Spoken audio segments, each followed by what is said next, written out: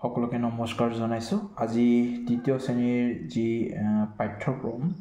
শংকৰদেৱ শিশু আৰু বিদ্যা নিকেতনৰ যিসকল ছাত্ৰ ছাত্ৰী তেওঁলোকৰ সুবিধাৰ্থে 25 আৰু 26 বৰ্ষৰ যি সকলো বিষয়ৰ পাঠ্যক্ৰম সেই পাঠ্যক্ৰমখিনি ছাত্ৰ ছাত্ৰীৰ সুবিধাৰ্থে মই এইটো ভিডিঅ' যুগত কৰিছোঁ। তো যিসকল ছাত্ৰ ছাত্ৰীয়ে আগতীয়াকৈ প্ৰস্তুতি চলাব বিচাৰে তেওঁলোকৰ সুবিধাৰ্থে এই ভিডিঅ'টো প্ৰস্তুত কৰিছোঁ। ঠিক আছে, ধন্যবাদ। এতিয়া আমি আৰম্ভ কৰিবলৈ লৈছোঁ পোনে পোনে পলম নকৰাকৈ।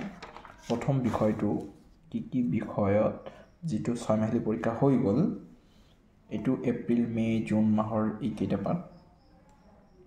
তাৰপিছতে আগষ্ট মাহত এইকেইটা পাঠ হৈছিলে আৰু ছেপ্টেম্বৰ মাহত এইখিনিলৈকে আছিলে। ছেপ্টেম্বৰ মাহৰ আগলৈকে যিকেইটা পাঠ আছে সেই পাঠখিনি 6 মাহিলী পৰীক্ষাত আছিলে। তো গতিকে এইটো 6 মাহিলী পৰীক্ষা যিহেতু হৈ গ'ল আৰু এইটো মই দুনাই আলোচনা কৰা নাই। নেক্সট আমি এনুৱেলি বছৰেকীয়া পৰীক্ষাৰ কাৰণে যিখিনি থাকিব সেই বিষয়খিনি মই আলোচনা কৰিবলৈ লৈছোঁ। বছৰেকীয়া পৰীক্ষাৰ বাবে যিকেইটা পাঠ আছিলে তাৰে ভিতৰত দ্বিতীয় গোট পৰীক্ষাত আপোনালোকে আগতীয়াকৈ প্ৰস্তুত চলাব পাৰিব। পাঠ নং 14 দুই বন্ধু আৰু ভালুক, পাঠ 15 অসমৰ দুগৰাকী সাহসী নাৰী পুনৰ আলোচনা কৰা, পাঠ 16 উপদেশৰ পৰিণাম, পাঠ 17 কণ্ঠগ্ৰামৰ বুদ্ধি,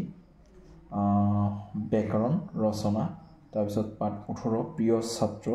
কবিতাটো, পাঠ 20 দো খাই থকা গছ, পাঠ 21 ছবিৰ পাঠ, ব্যাকৰণ থাকিব, ৰচনা থাকিব, হাতৰ আখৰ থাকিব। এইখিনিলৈকে দ্বিতীয় গোট পৰীক্ষাত আছিলে। আৰু দ্বিতীয় গোট পৰীক্ষাত দ্বিতীয় একক লিখা আছে যিহেতু, দ্বিতীয় গোট পৰীক্ষাত কিবা কাৰণত যদি টিচাৰ এগৰাকীয়ে তেওঁৰ নিজৰ বিষয়ৰ পাঠকেইটা কমপ্লিট কৰিব নোৱাৰে, তেতিয়াহ'লে হয়তো যিকেইটা কমপ্লিট কৰিব তাৰ ভিতৰতে দ্বিতীয় গোট পৰীক্ষাটো পাতিব পাৰে আৰু সেই চিলেবাছটো দি দিব। তো যদি টিচাৰজনে নিজৰ পাঠখিনি সম্পূৰ্ণ কমপ্লিট কৰিব পাৰে তেন্তে ইয়াতকৈ বেছি নাযাব, দ্বিতীয় গোটত এইখিনিৰ ভিতৰতে থাকিব। ঠিক আছে, এইখিনি কথা বুজাই দিলোঁ। প্ৰতিটো বিষয়ত একেই হ'ব, গতিকে প্ৰথম এটা বিষয়ত বুজাই দিলে আপোনালোকে এনেধৰণে বুজি ল'ব। ঠিক আছে, এতিয়া আহিছোঁ জানুৱাৰী পাঠত জানুৱাৰী মাহত পঢ়াব সেইখিনিলৈকে, ডিচেম্বৰলৈকে এইখিনি পঢ়ালে আৰু ইয়াত দ্বিতীয় গোট পৰীক্ষা হয়তো ডিচেম্বৰত অনুষ্ঠিত কৰিব প্ৰতিখন নিকেতনে। তাৰপিছতে জানুৱাৰী মাহত থাকিব পাঠ নং 23 আমাৰ অসমৰ ধাতু শিল্প আৰু পাট শিল্প, ৰচনা থাকিব, পাঠ পঢ়া থাকিব, সঁজুলি শিকোৱা হ'ব, পাঠ 24 থাকিব লোভৰ পৰিণাম। ঠিক তেনেকৈ পুনৰ আলোচনা থাকিব, অৰ্থাৎ পুনৰ যিটো 6 মাহিলী পৰীক্ষাত হৈ গৈছে সেয়াৰ ভিতৰতে এইকেইটা পাঠ থাকিব, পাঠ নং 3, পাঠ নং 10 আৰু পাঠ নং 12। এইখিনিলৈকে গোটেইখিনি বিষয় আমাৰ বছৰেকীয়া পৰীক্ষাৰ কাৰণে থাকিব। গতিকে আপোনালোকে যদি আগতীয়াকৈ প্ৰস্তুতি চলাব বিচাৰে অসমীয়া বিষয়ৰ এইকেইটা তৃতীয় শ্ৰেণীৰ ছাত্ৰ ছাত্ৰীৰ কাৰণে এইকেইটা বিষয় ভালদৰে আগতীয়াকৈ প্ৰস্তুত চলাব পাৰিব। ঠিক আছে, ঠিক তেনেকৈ বাকী বিষয়বিলাকো একেই হ'ব। মই এবাৰ তথাপিও দেখাই দিছোঁ। সংস্কৃতৰ বাবে তৃতীয় শ্ৰেণী, সংস্কৃতৰ বাবে ইয়াত দিছে পাঠ পঢ়াত 10 নম্বৰ থাকিব, চতুৰ্লিপিত 10 নম্বৰ থাকিব। 6 মাহিলী পৰীক্ষা আৰু বছৰি পৰীক্ষা দুটাতে একেই মাৰ্ক থাকিব। ইয়াত আমাৰ 6 মাহিলী পৰীক্ষালৈকে এইকেইটা পাঠ আছিলে, গতিকে আমি আৰু চাব নালাগে। তাৰপিছতে দ্বিতীয় গোট পৰীক্ষাত এইকেইটা পাঠ থাকিব পাৰে। দ্বিতীয় গোট পৰীক্ষাত দ্বিতীয় বুলি লিখাই আছে, অক্টোবৰ নৱেম্বৰ আৰু ডিচেম্বৰ মাহত যিহেতু পৰীক্ষা অনুষ্ঠিত কৰিব, গতিকে এইকেইটা পাঠে থাকিব। কিবা কাৰণত কোনোবা নিকেতনত যদি ডিচেম্বৰৰ আগতে পাতে তেনেহ'লে হয়তো দুটা এটা পাঠ কমি যাব পাৰে বা টিচাৰগৰাকীয়ে যিখিনি পঢ়াব পাৰে সেয়াৰ ভিতৰতে দ্বিতীয় গোটটো পাতিব পাৰে। কিন্তু বছৰেকীয়া পৰীক্ষাত এইখিনিলৈকে গোটেই থাকিব, দ্বিতীয় পাঠ প্লাছ জানুৱাৰীত যিকেইটা পাঠ থাকিব এইকেইটা। ইয়াত ধুনীয়াকৈ দি দিছে বাৰু, ইয়াত ভাগকৈ দি দিছে বছৰেকীয়া পৰীক্ষাত কি থাকিব, 6 মাহিলীত কি থাকিব। 6 মাহিলীতো হৈ গ'ল পৰীক্ষা, এতিয়া বছৰেকীয়া পৰীক্ষাৰ কাৰণে এইকেইটা পাঠ ভালদৰে আলোচনা কৰিব লাগিব। দ্বিতীয় গোট পৰীক্ষাত থাকিব, বছৰেকীয়া পৰীক্ষাত থাকিব দশম পাঠ, একাদশ পাঠ, দ্বাদশ পাঠ, ত্ৰয়োদশ পাঠ, চতুৰ্দশ, পঞ্চদশ, ষোড়শ, পঞ্চম, সপ্তম এইখিনিলৈকে পাঠ থাকিব আৰু মৌখিকত থাকিব এইকেইটা বিষয় ভালদৰে মনত ৰাখিব। সংস্কৃতৰ ক্ষেত্ৰত কিতাপৰ নাম থাকিব, ভাতৃৰ নাম, ভগ্নীৰ নাম, ঠাইৰ নাম, ফুলৰ নাম, জীৱ জন্তুৰ নাম, এইটো সংস্কৃতত শিকাবলৈ চেষ্টা কৰিব। ফুল আদিৰ নাম ইত্যাদি, লগতে 6 মাহিলীখিনিও চাব দিছে, গতিকে 6 মাহিলীখিনিও আপোনালোকে চাব। ঠিক আছে, সংস্কৃত বিষয়ত আছিলে এইখিনি তৃতীয় শ্ৰেণীৰ কাৰণে এতিয়া নেক্সট ইংলিছ বিষয়টো আহিছো তৃতীয় শ্ৰেণীৰ কাৰণে ইংলিছ বিষয়ত কি থাকিব এবাৰ মই কৈ দিছো প্ৰথমতে 6 মাহিলী পৰীক্ষালৈকে অক্টোবৰ ছেপ্টেম্বৰলৈকে 6 মাহিলী পৰীক্ষা আছিল 1 ৰ পৰা 9 পাঠলৈকে ইয়াত ধুনীয়াকৈ দিছে হাপলি পৰীক্ষাত আমাৰ 1 ৰ পৰা 9 পাঠ প্লাস এতিয়া বছৰীয়া পৰীক্ষা যেটো আৰম্ভ হ'ব তাৰ আগতে দ্বিতীয় পদ পৰীক্ষাত কি থাকিব এখিনি আপোনালোকে ধুনীয়াকৈ চাব পাৰিব দ্বিতীয় পদ পৰীক্ষা দিয়া হৈছে অক্টোবৰ নৱেম্বৰ ডিসেম্বৰ মাহত সেকেন্ড ইউনিটত থাকিব 10 number part village playground 11 number number of days parents in the school 13 number the elephant 14 number থাকিব my loving mother 15 number part থাকিব শ্ৰী শংকৰদেৱা 16 নম্বৰ পাৰ্ট থাকিব সিঙ্গিং সেল আৰু ৰিভিজন থাকিব 6 মাহিলীত অহাখিনিও আমাৰ বছৰীয়া পৰীক্ষাত থাকিব meet my friends Holly and Prashant meets his friend এইকেইটা থাকিব 6 মাহিলীখিনিও বছৰীয়া পৰীক্ষাত আহিব অৰ্থাৎ এইকেইটা পাঠৰ ৰিভিজন দিব এতিয়া কথা হ'ল দ্বিতীয় কোটত ইয়াৰ পৰা ইয়ালৈকে 14 পাঠলৈকে থাকিব গতিকে এইখিনি ভালদৰে চাই ল'ব তো এতিয়া আহিলো এনুৱেলিৰ কাৰণে যিকেইটা পাঠ ইয়াত এক্সট্ৰা কৈ দিয়া আছে গতিকে আমি অকমান সুবিধা হ'ব গোটেইখিনি বিষয় জনাৰ কাৰণে দশম পাঠ 11 12 13 14 15 16 তাৰপিছত ৰিভিজন 1 2 7 পাঠ এইকেইটা পাঠৰ কাৰণে এনুৱেলিৰ কাৰণে আপোনালোকে পঢ়াব lesson reading and dictation will be selected by the acharya himself নিজ আচাৰ্য নিজেই সিলেক্ট কৰিব শ্ৰেণী আচাৰ্যই গতিকে শ্ৰেণী আচাৰ্য তো নহব বিষয় আচাৰ্যই নিজে সিলেক্ট কৰিব গতিকে আচাৰ্যৰ পৰা সুধিব ঠিক আছে এতিয়া আমি আহিছো চতুৰ্থ নেক্সট বিষয়টো হিন্দীত কি থাকিব এইখিনিলৈকে 6 মাহিলী পৰীক্ষাত আছিলে ডিসেম্বৰ মাহলৈকে এইখিনিলৈকে 6 মাহিলী পৰীক্ষাত আছিলে গতিকে আপোনালোকে চাই ল'ব তথাপিও যদি আপোনালোকে প্ৰস্তুত চলাব বিচাৰে 6 মাহিলী নেক্সট ইয়াৰৰ কাৰণে প্ৰায় সিলেবাস একেই থাকে অলপ কম বেছি থাকে গতিকে 2026-27 বৰ্ষৰ যিসকল ছাত্ৰী তেওঁলোকৰ সুবিধাৰ্থেও এইখিনি বহুত উপযোগী হ'ব তেওঁলোকৰ সুবিধাৰ কাৰণে সিলেবাসটো আগতীয়াকৈ জনাৰ কাৰণে একেই থাকে অকমান ইফাল হিফাল হয় যদিও প্ৰায় 99% একেই থাকে বিষয়খিনি চেঞ্জ হজে নকৰে তথাপিও এবাৰ চাই ল'ব এতিয়া মই আৰু গাই নিদিওঁ দ্বিতীয় একক পৰীক্ষাত হিন্দীত এইকেইটা থাকিব তৃতীয় শ্ৰেণীৰ কাৰণে এইকেইটা ভালদৰে চাব আৰু লগতে এনুৱেলিৰ কাৰণে এইখিনিলৈকে চাব ঠিক আছে আপোনালোকে চাই ল'ব ডিসক্ৰিপশ্যন ঠিক আছে আহিছোঁ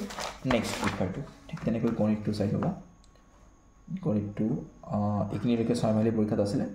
এইকেইটা পাঠ 6 মাহিলী পৰীক্ষাত আছিলে ধুনীয়াকৈ দিছে 6 মাহিলী পৰীক্ষাৰ পাঠ আৰু বছৰীয়া পৰীক্ষাৰ পাঠ এইকেইটা কিন্তু গোট পৰীক্ষাৰ কাৰণে যদি প্ৰস্তুত চলাই এইকেইটা চলাব 7-8-9 অধ্যায় মৌখিক অনুশীলনী 30 পৰা 38 লৈকে অধ্যায় 9 থাকিব এইখিনি দ্বিতীয় গোট পৰীক্ষাত কিবা কাৰণত আতু যদি বেছি পৰে এইখিনিও বিস্তৃতটো দিব পাৰে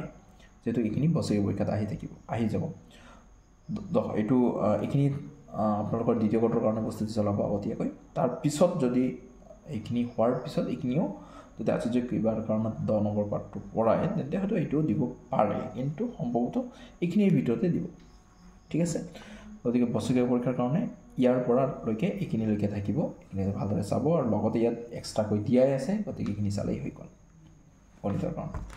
নেক্সট বিষয় আৰু মই গোটেইখিনি ডিটেইলছত নকওঁ আপোনালোকে তেনেধৰণে চাই যাব ভিডিঅ'টো যেহেতু দীঘলীয়া মই দীঘলীয়া কৰিব বিচৰা নাই খালি অকল বিষয়টো উল্লেখ কৰিছোঁ এইটো থাকিব বিজ্ঞান আৰু সাধাৰণ জ্ঞান তাৰ বিষয়খিনি আপোনালোকে চাই ল'ব ইয়াৰ পৰা লৈকে 6 মাহিলী পৰীক্ষাত আছিলে ইয়াৰ পৰা 6 মাহিলী পৰীক্ষাত আছিলে আৰু ইয়াত ধুনীয়াকৈ দিছে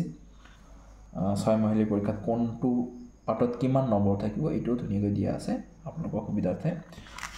নেক্সট এনুৱেলিৰ কাৰণে এইকেইটা পাঠ এনুৱেলিৰ কাৰণে এইকেইটা থাকিব ইয়াৰ পৰা আৰম্ভ কৰি এইখিনিলৈকে আৰু বছৰীয়া পৰীক্ষা দিয়াই দিছে গোট পৰীক্ষাৰ কাৰণে আপোনালোকে পঢ়িব এইখিনি ইয়াৰ পৰা এইকেইটা পাঠ 16 নম্বৰ পৰা 10 পৰা 16 লৈকে যিকেইটা পাঠ আছে ইয়াৰ ভিতৰত এইকেইটা পাঠ দ্বিতীয় গোটৰ কাৰণে চাব তাৰ উপৰি এই ব্লক পাঠ চাব এইটো গোটেইখিনি বছৰীয়া পৰীক্ষাত থাকিব আৰু এক্সট্ৰাকৈ যেহেতু দিছে বছৰীয়া পৰীক্ষাত ইয়াত সুবিধাৰ্থে ইয়াত চাই ল'ব পাৰে ইয়াৰ পৰা আৰম্ভ কৰি আৰু কোনটো পাঠত কিমান নম্বৰ থাকিব এইটো বহুত হেল্পফুল হ'ব আপোনালোকে চাই ল'ব কোনটো পাঠত কিমান বেছি নম্বৰ আছে সেইমতে প্ৰস্তুতি চলাব ঠিক আছে এইখিনি হৈ গ'ল তৃতীয় শ্ৰেণীৰ গণিত বিষয় এতিয়া নেক্সট আহিম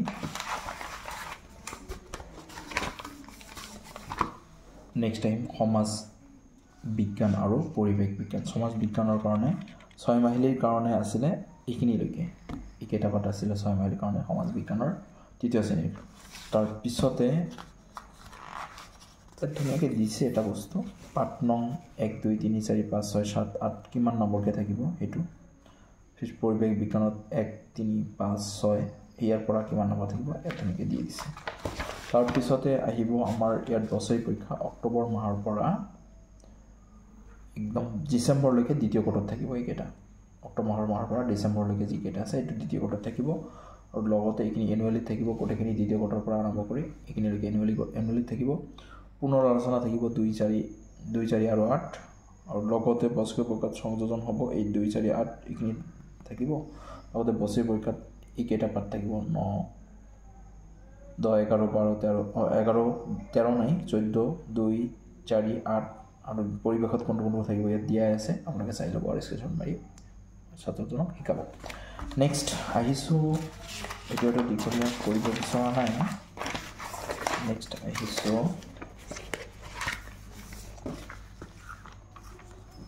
হস্তকলা আৰু ছবি অঁকাৰ কাৰণে আপোনালোকে ছবি 6 মাহিলীৰ আগলৈকে এইখিনি 6 মাহিলীৰ আগলৈকে থাকিব এইটো বিষয় চাই ল'ব আৰু বছৰীয়া পৰীক্ষাৰ কাৰণে এইখিনি প্ৰস্তুতি চলাব আপোনালোকে বছৰীয়া পৰীক্ষাৰ কাৰণে এইখিনি চলাব অক্টোবৰ নৱেম্বৰ আৰু ডিসেম্বৰ মাহত এইকেইটা বিষয় থাকিব এইকেইটা বিষয় ভালদৰে চাই ল'ব চাই লৈ প্ৰেক্টিছ কৰাব ঠিক আছে নেক্সট আহিছো নীতি শিক্ষাৰ কাৰণে আপোনালোকে 6 মাহিলীৰ কাৰণে এইখিনিলৈকে আছিলে সেপ্টেম্বৰ মাহলৈকে এইকেইটা পাঠ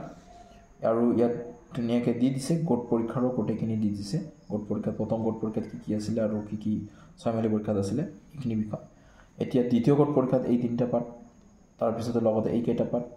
লগতে দ্বিতীয় গোট পৰীক্ষাৰ এইকেইটা এক্সট্ৰা কৰি যিহেতু দিছেই গতিকে ইয়াত সুবিধা হ'ল বছৰ পৰীক্ষাৰ বাবে নীতি মল্লিকাৰ এইকেইটা পাঠ ভালদৰে চাব ঠিক আছে এতিয়া আহিছোঁ নীতি শিক্ষাৰ পিছত শাৰীৰিকটো ইমান প্ৰয়োজন নাই গতিকে দেখাব বিচৰা নাই তথাপিও এবাৰ চাই ল'ব পাৰে শাৰীৰিকৰ কাৰণে এইখিনি বিষয় জানিব লাগিব ঠিক আছে থেংক ইউ দীঘলীয়া ভিডিঅ' নকৰোঁ জবটো এবাৰ তথাপিও চাই ল'ব কি শিকাব দিছে জবটো এবাৰ দেখাই দিছোঁ এইখিনি দেখিব ঠিক আছে থেংক ইউ তৃতীয় শ্ৰেণীৰ বিষয়ৰ আমাৰ যি পাঠ্যক্ৰম সেই বিষয় আমাৰ হৈ গ'ল